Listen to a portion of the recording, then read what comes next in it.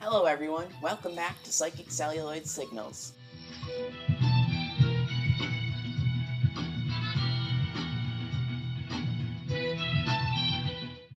Today, we are reviewing Rhinoceros. Not the animal, of course, nor the play, but we'll get back to that later.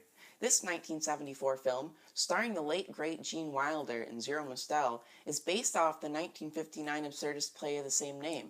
This film came out between Wilder's more well-known works, being Willy Wonka and the Chocolate Factory and Blazing Saddles.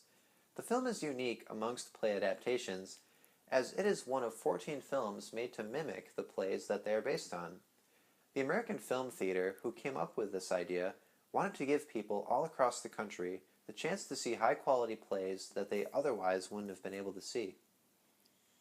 The director of the film, Tom O'Horgan, got his start directing Broadway musicals, one of his most popular being the rock musical Hair, which came out in 1968, which you've probably heard of.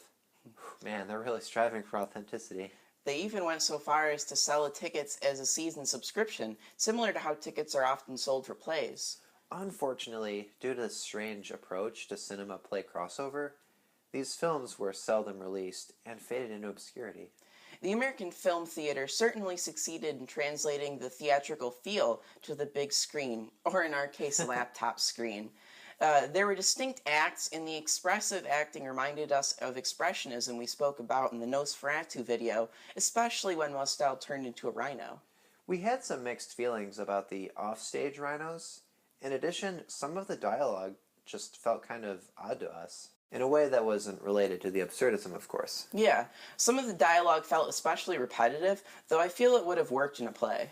Yeah, we feel these were some of the main reasons this movie received mixed reviews. But it was far from a bad film. Oh yeah. The acting, for instance, was superb. Totally. Gene Wilder is an excellent actor, and he plays a lovable, albeit intoxicated Stanley.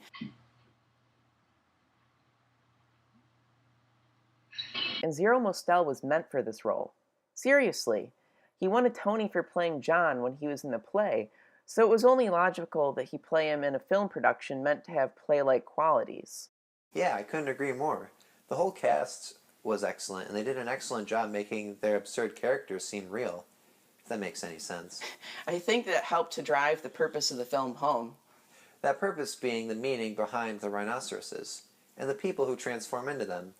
All the humans in this play convey a sense of individuality. Their absurd actions each enhance this. The people who transform, John in particular, demonstrate the ideologies of the rhinos. They're indifferent to people, unintelligent, they think they're more beautiful than humans, and perhaps most importantly, they follow the pack. To understand what these rhinos symbolized, we did some research on the play, and the playwright, Eugene Ionesco. I hope I pronounced that right. We found that the play was written in the wake of World War II. The context made it even more obvious that the rhinos stood for those who were sucked into totalitarian ideologies such as Nazism and communism. Despite being made several decades after the war, this film does a good job at conveying this message. This is again a result of the excellent performances. Those who are turned into the rhinos, and most of them do, blatantly exhibit feelings of superiority as well as stupidity. In one scene I found particularly funny, John kisses a picture of Richard Nixon in the midst of his transformation. It couldn't have been more obvious that the rhinos were willing to follow a corrupt leader. More important was Stanley, the only man who actually doesn't change.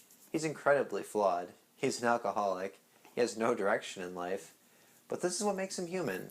He's no Superman, and he's also not part of some master race. I've said it before, and it's just as true here. Some of the best movies are devoid of perfect characters. Everyone's flawed. Well, except for awesome viewers. As such, many of the best films feature imperfect characters because they're admittedly more relatable. I couldn't help but feel a strong connection to Stanley's character in the final scene of the movie. That moment when you realize that you don't quite fit in with your peers due to circumstances that are beyond your control. The people who leave you and join the herd, they could be your coworkers, your best friend, and even the love of your life. You're then left wondering if being an individual is worth being alone. Despite his imperfections, Stanley holds on to his humanity. On a small scale, this gives the viewer a sense of empowerment. A feeling that if it seems the whole world is turned on you, you can still prevail. On a large scale, the viewer sees that it's possible to defeat the mobs of brainwashed extremists by simply resisting the pressure to join the herd. This makes me feel that the film is still relevant. Seriously. On those grounds alone, we recommend our viewers check this film out. But this is far from a perfect film. It is good food for thought, but unfortunately it didn't quite work as a movie. The film wouldn't be appealing to those who can't stand a slow movie, but if you dig absurd acting and surreal content, you won't be disappointed. Hey guys, thank you so much for checking out our review of The Rhinoceros. If you like this video a lot, let us know by giving us a like. Subscribe if you're interested in seeing new content as it rolls out. If you're interested in even more psychic celluloid signals content, follow our Facebook or our Twitter channel, or both. The links will be in the description.